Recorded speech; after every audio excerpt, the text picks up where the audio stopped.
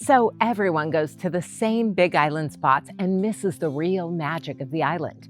We found hidden beaches, secret farms, and we witnessed something that made us completely change all our travel plans. Here are the local experiences that a lot of tourists never discover and how you can find them for yourself. We just spent 10 days on Hawaii's Big Island, and instead of following the typical tourist trail, we discovered hidden gems that most visitors never find. Hi, I'm Kristen, and if you want to experience the Big Island like a local, away from the crowds, the bus tours, and the overpriced tourist traps, this video is your guide to the island's best kept secrets. Here's the thing about the Big Island. Everyone hits the same spots. The well-known, easy-to-reach beaches, the big resort hotels, and the crowded snorkel tours. But the real Big Island exists in the spaces between the guidebook recommendations. We stayed in local homes instead of hotels.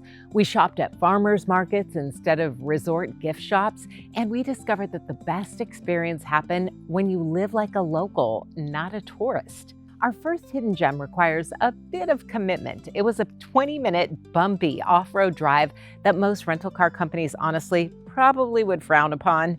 But here's what we found: a stunning beach with almost no people. While the popular beaches were packed with tourists, we had this paradise pretty much to ourselves. While we were there, we happened to get really lucky. Part of the beach was roped off because a Hawaiian monk seal had just given birth on the beach. There were marine biologists there to protect them and to share with us what they know about monk seals and just how rare this experience was. There are only about 1,600 monk seals in existence. We saw 2 of them. It was a truly cool, unique thing to see. Instead of a crowded beach, we got a private wildlife education from actual researchers with the Marine Mammal Center, something we definitely wouldn't have seen on the heavily populated beaches in town.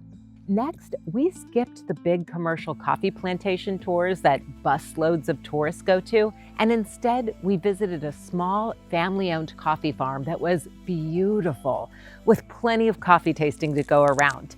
There are actually a lot of coffee farms that are open to the public. You just need to do a quick search and skip the big tour companies.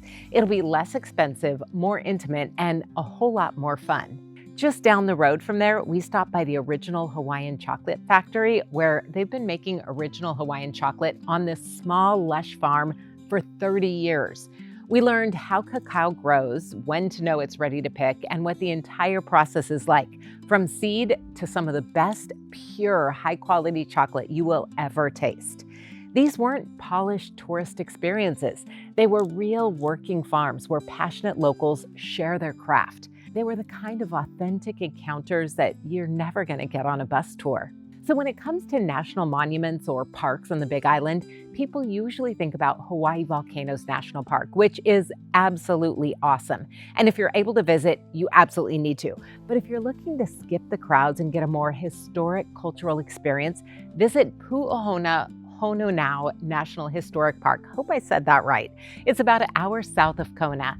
And this sacred Hawaiian place of refuge was stunningly beautiful and deeply meaningful, but without the tour bus crowds that you're going to find at more famous historic sites. Plus, the setting is absolutely gorgeous. Black lava rock coastline with palm trees and crystal clear water. We actually saw spinner dolphins right there in the bay.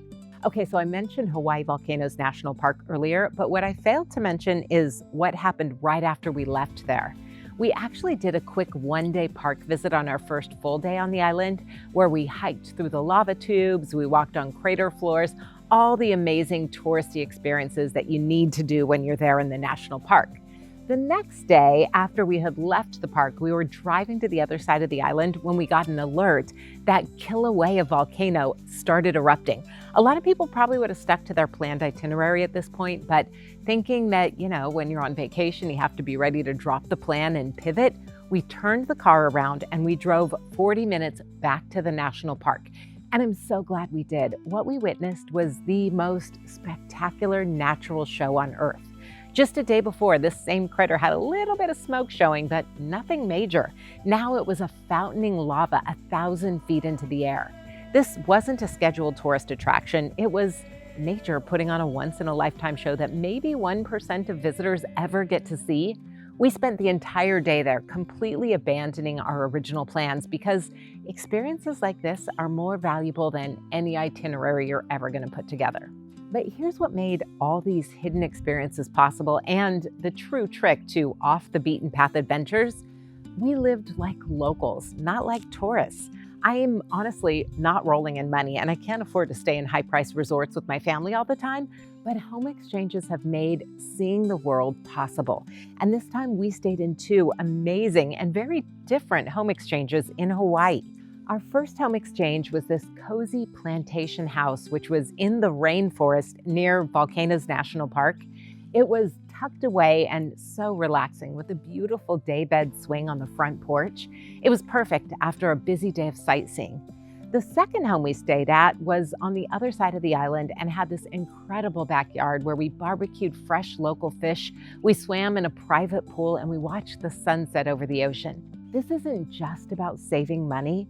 It's about experiencing Hawaii the way that people who actually live here experience it, not the way that hotels want you to see it.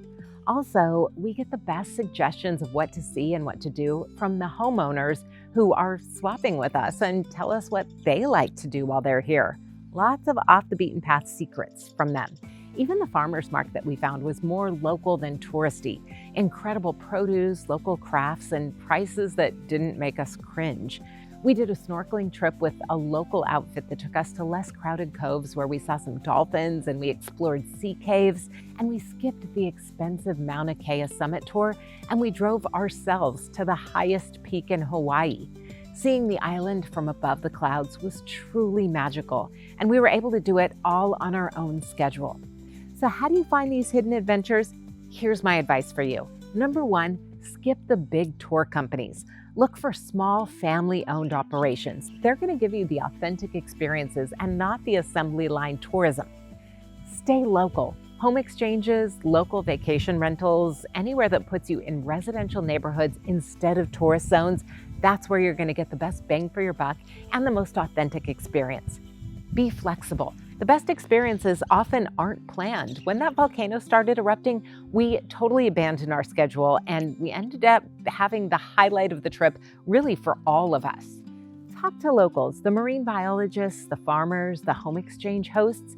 They know the real Big Island and the best places to beat the crowd and experience true aloha spirit. Get off the main roads. That secret beach, as well as the Mauna Kea summit, they both required four-wheel drive and a willingness to bounce around a little bit, but they were totally worth every bump in the road. The Big Island has incredible hidden gems if you're willing to just look beyond the typical tourist trail. From secret beaches to family farms to once-in-a-lifetime natural events, the real magic happens when you explore like a local. If you want more hidden gem travel content and honest local experiences, hit that subscribe button and tell me in the comments, what's the best hidden gem that you've discovered while traveling? I am always looking for my next off the beaten path adventure. But for now, my friends, aloha and mahalo for watching.